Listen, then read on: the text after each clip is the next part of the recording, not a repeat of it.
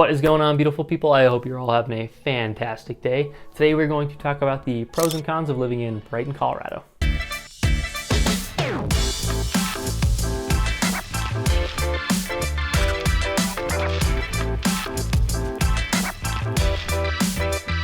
But hey, if this is your first time to the channel and you are interested in learning a little bit more about Denver, Colorado, some of the surrounding suburbs like Brighton, feel free to hit the subscribe button below, hit the bell icon for notifications. That way you can be the first to see when I come out with a new video that might be something a little bit more relevant to what you're looking for, or just, keep you updated to what's going on here. If you don't already know, my name is Michael, and I get people reaching out all the time looking to make a move to Denver and just need a little bit of help. So whether that's in a month, 2 months, 10 months, whatever it may be, don't hesitate to reach out. My contact information is below, so call, email, text, whatever your preference is. Be more than happy to help in whatever way I can. Without further ado, let's get right into the video.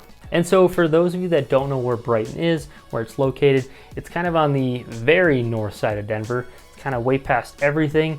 You won't even really think you're in Denver anymore, but just kind of on the northeast side of Denver. Has a population of about 40,000, and it does not even feel like Denver, but I'd still consider it one of the still kind of part of Denver because you're really not that far. It's got a very rural feel to it, but nice little area. And let's just get right into the pros. All right, the first one is it's very affordable to live in Brighton. The median single family home is about $540,000. So compared to a lot of the other areas in Denver, I mean, it's probably close to as good as you're gonna get. It's compared to Denver or some of the other areas, you're taking a huge price decrease. So if you're looking to, maybe you're trying to save a little money, keep a little on the budget, or you're just moving here, you want to get a feel for a few other areas. You don't want to necessarily make a huge decision. You just want to take some, park it for a second, get a feel. Brighton's not a bad spot just because you can save a little bit of money in the meantime, and it's a great place to live. First thing you'll notice, and some people might not necessarily consider this a pro, but it has a very small town feel. So it's very homey, very community friendly. It just has a nice peaceful atmosphere. Everything moves a little bit slower, it feels like. It's not all, hustle and bustle like the big city. And it just seems like a place where everyone's willing to help each other out. Now, I haven't actually lived there, so I don't know if that's the case. That's just kind of how it feels. But it's just got a nice feeling to it, nice atmosphere.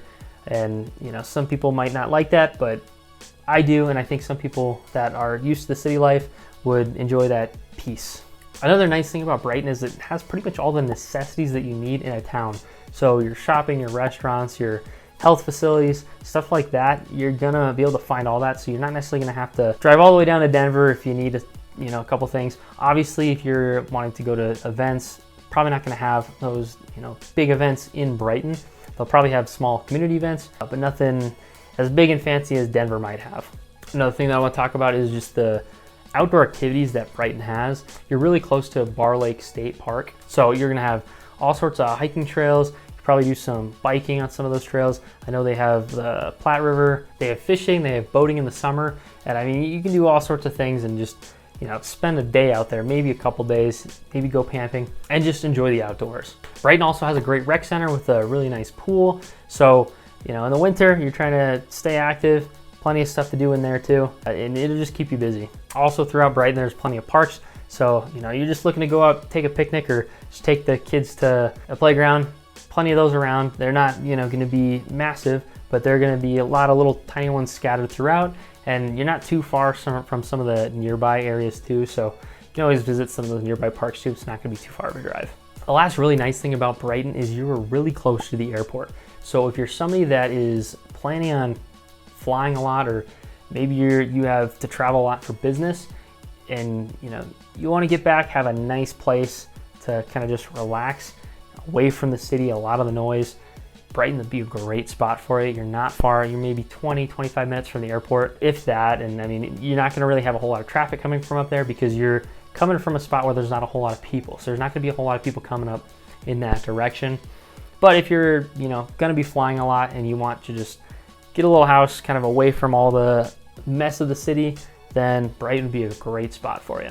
All right, now let's get into the cons. The first one up is the commute. So if you are planning on working in Denver, maybe Denver Tech Center, you're gonna have quite a drive. You're already kind of outside of the city where you're really not even kind of part of the city. But if you're traveling all the way down there, you're gonna have a lot of hard time. Initially getting to the city is not gonna be too bad because there's not gonna be a lot of people going to and from, but once you get a little bit in and everyone starts, flooding into the streets to get to work, you're gonna hit a lot of traffic and you're gonna hit the brunt of it pretty much every single day going to and from home.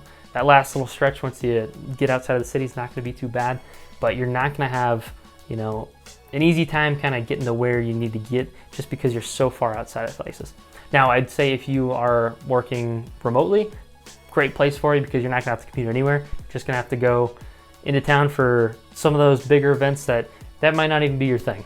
The next thing is you're not gonna have as many things to do in Brighton as you would find in the city. Now you have your rec center, you have your parks, I think they even have a movie theater in Brighton.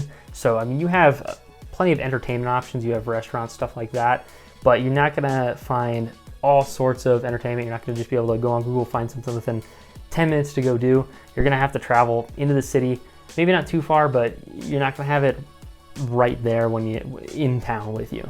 And to build off that last point, you're gonna have a few things in Brighton, but you're not gonna have a whole lot of options. So you might have a couple dozen restaurants in Brighton, maybe a little bit more, but you're not gonna have the vast choices that you might have inside the city where you can, try a new place every day. Eventually, you're probably gonna run out of new places in Brighton just because it's not as large of a place. So you're just that's just how it is when you have a smaller town. It's not gonna be as many choices, although you're pretty much gonna have probably one of each thing. You're gonna have pizza, you're gonna have Chinese, you're gonna have all that stuff that you're gonna want. You just might not have multiple options of each. You might not just have a lot of family-owned restaurants. It might be half chains, half family-owned.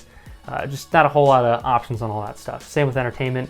You're gonna have your movie theater. Not gonna be a whole lot of choices from that. Same with rec center. What you get is what you get. Not too many different from what is already there. And the last negative thing I see about Brighton is you're kind of far from the mountains. So, a lot of people come to Colorado for the mountains, and Brighton is not necessarily as far away as you can get from Denver, but I mean, you're up there and you kind of have to go all the way down and then over. So you're looking at least an hour, maybe a little bit more, I guess, if you hit traffic or you're going maybe just to Boulder. It might not be as bad, but for the most part, you're gonna have a little bit harder time accessing the mountains. So if you're somebody that's looking to go every weekend or you're planning on doing a lot of hikes, maybe Brighton's not for you, or maybe you might just need to get used to driving a little bit further than some of the other people in Denver would. So like I said, Brighton isn't perfect, but it's got a lot of good things going for it, especially if you're looking for that very different feeling of a atmosphere, just, small town feeling. You're not gonna find a whole lot of those in Colorado, in the Denver area. Now, if you go out east, you're gonna find quite a few more of those, but if you're trying to look right in Denver, you're not gonna have as many options for that kind of atmosphere that you might be looking for, like Brighton. So if that's what you're looking for and that's something that really draws to you, take a look, go check it out. It's a great place. But I hope you enjoyed this video. Hope you maybe learned something, maybe, got a little insight as to what Brighton is like compared to some of the other areas. If you did like it, I'd appreciate if you hit the like button down below. Love it a lot. But I hope you found it helpful. Oh, and don't forget, if you are planning on, maybe moving, maybe just thinking about it, just have some questions, don't hesitate to reach out. My contact info is below, and I'm more than happy to help with whatever you need. But until next time, I will see you guys later.